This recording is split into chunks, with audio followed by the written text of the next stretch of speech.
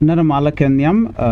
biya kamal kanwa online TV channel an wala shanga wal badaka pay bakel ron kina dangro widi jandangro bakel name bala update ke kwi lokan chaluk rewich ke juba ajan bana link helone ame guji report me ka YouTube channel gorjano jin there subscribe kam guji ka Facebook page ana deri Nuer online TV channel page deri jagor ki deri ja follow aban we ka jen report me inshallah dene high profile court case in Juba wa chargelat aban manan chakul lare de banaje linkel no ramadan colonial gwasame e gadwish lampoch je ramadan en chaluk ka lukandan en jen badegu de badeg dien te kon ka lukan jen badegu de badeg dien ngay kon diala do badan en lokanika ke do badan lok kume spele aygo karamadan en lok ke jen gwasame tame e gadwish lampoch ramkel mila member of parliament kajan chunga ka gwa Nasser County pin kuma SPLA IO ala political group marai ke first by president Dr. Riek Machar jen ramkel kenetin wantin content cha gwany kume marai ke kin ma yadit ke kore da ne chituo ne ka pay diok ron kin dangro jen dangro de dit gwa de shi Nuer army shika ga ke de ne SSPDF me chiga ga ke de ne SSPDF ka Nasser shwawi yara diwla base SSPDF chwa daga kan re koromo cho jojo no cha base dung SSPDF cha dak ano ka kore chi kuma kirmiyadi chi kan GSP layo chi kan ga kap ka joka no ngu majagyen Nuer army mo ko biya ka law ki bigin ke de ne SSPDF so yen median ke Nuer army ajen do badan en yan ka gadi namo kan charges ketin kone ya gujeno la duirin ya la duidien wa ken ji kana goro de ke kuma de kana de kan ya spelayo ka wa ken ji na jago ba kanak ka kan bo wa ti ke kwak ji kan ga yar la me ti chala do chakaf ke cha destroy ke cha yar gwa de dan ci korche tokten kan Nasser gadwi lampoy ko ramkel mi ku president ku me SPLAyo ka chunga ka Queen Nasser chagu jeno ramkel machine ball ku me kirme yadit ko te ka ku me Dr. Machar ka jen luka jwaga me mi pai luka ke latest court session and pai we mi mo luka jen badegu de badeg dien chi gadwi lampoy che right take a teacher lot ka kwi duo badan en cha cheng je ka je gwade dan yan ga jetin amene me dan ke gwade ngoden tema te ga detention ke gwade dan cha yentin jen te ga michi talk no ka raje dan cha lat chala do ne jen cha jogo no ne cha turbile cha je yar a national security service officer kane ji kan turbil ci kana tul la turbile me la turbile chala do cha lar mandana talk wa re torbiel men chatul ke cha chung gwa da nanti de ni kem ya ditin ka national security service facility ko cha torbiel cha nangtin cha jugo no cha torbiel cha jetun ka re torbiel no mo cha kwa ko cha nangtin kun kwa ko ne cha nang ka ti cha driver license la ger ke je cha nang ken ne to kontila de ni cha be ko registration document ngai contribution mo ko gelati ke document mo ko je cha nang ken anyok ba an wana mo cha number plate dum torbiela cha nang edini atila national security officer ka che nyok la no ne jene torbiela cha je dame ke torbiela cha yar lo cha tiet no ajene cha tiet che la do ne ana me mi chora lat no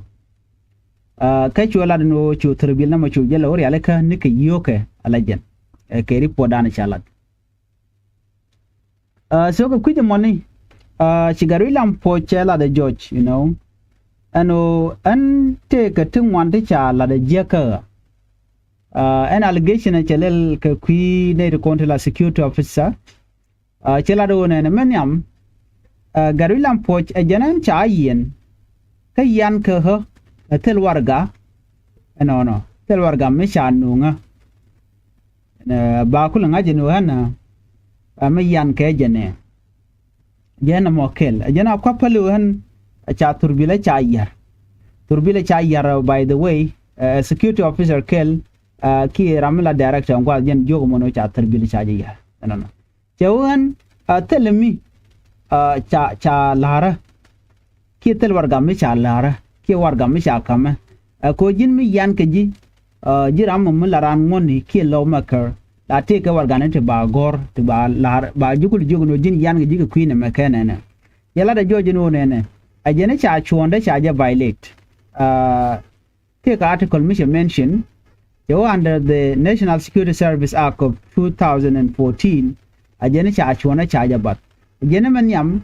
cha yen tel warga okay but no mi yan ke ji tel warga dong te kering din mi chila dong de yen under that condition ko dong ring mi di jene nyok en cha yen chetene ke pat shop ko baro ka ngot tin cha gor chal ran betene ke tan de jendang ro dong wan kan tan jendang ro dong wan to be ke ni re ti yen ba ji ko nan ka court jewen kan nan ka court ka kan pa dang ba kel ke pa dang baro to jewen meni cha constitutional right la dunda cha ja violate ko ngai kon ngotin kon cha gor ke ku shungaran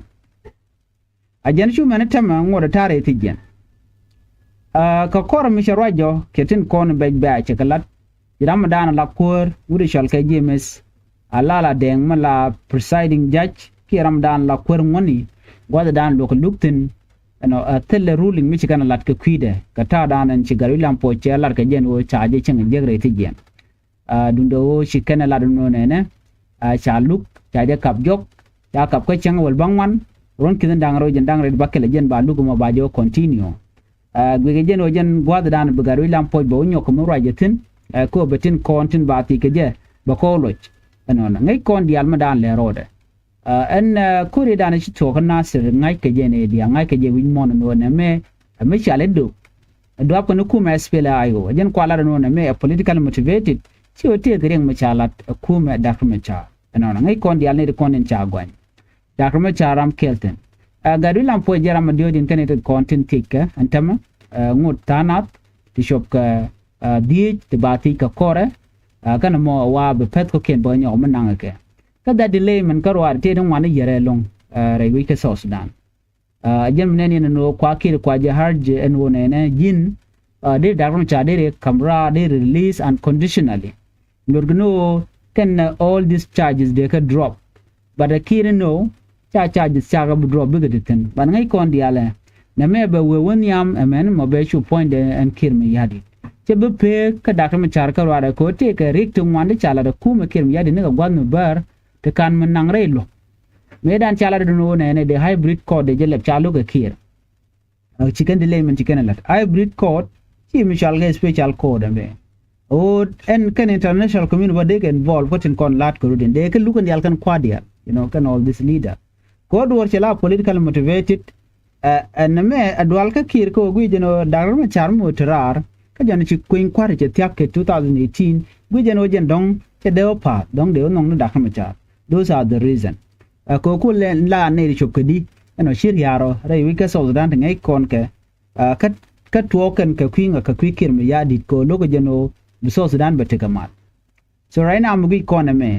ne to walat ke no ne kan luka me gwal no ko ba gwandu de ba lele ba gor ba lumu logo ne ji aspele ayo krodian na mo be jelo sha ramadan ku duer ku la kir ta je ti siamen je gana lat ka jongle sianen siamen je gana lat ka penal sianen siamen je gana lat ku wi dia ko kena we ne ka yund state yakanen so reality chagala winga wi kuma spele ayo ka kire jen goro ko kuma spele ayo ko je destroy ka dwale so no mo jen ta dan le rode je so ne me belari pon mu we ke ye ko di inte ga ngai ko en luga dana sha lugu we di lungo de dida shigaru lampo chela da no men lugu loka ajenete lele teten of course ajeneta ka responsibility ko era mimo moku represent Nasser County ene mutwore which will me de jangat ko jen cha gwanya no jen e cha right kana e ke che gorno bu korba to ke jogo no na den wone ne ka ba kor ka ba je chong ko aram kel kanedin kontin gwa da mi an roi kamo ko mete mi le ro ende ga jogo no me che gwa che chong kan kon dial madan le ro da kore da network en Nuer wai army ngenen wori kanedin ya sas pdf no ma chi yan first time no big clash ba but kuma kirmi yadi che be be long chakalat ko gwa da ne shawe unification of force kalat kanai ti kamo de ni shu kana logan state chu ko ne kong shora le kana wudi shal kam Johnson lu ko bikende bikana ja mo wa Nuer wa ka disam ka ja yen ta yedan yen ku ling no ka kana dang ro ki doctor kon chiraj kene de kon tigare gwata me Dr. Benjamin Bolmel ko ja rameda no ku preji bi kana no biga ku mes fela bikana destroyed yen ta yedan chikende ni Uganda people defense force kan ka deploy re wiki juba ka kana de kon buga na karen yale Sianen bonyo point the boram do dien wuri shall come ship of justice edan la forma wuri shall ke pol nang bo contribute ko nagana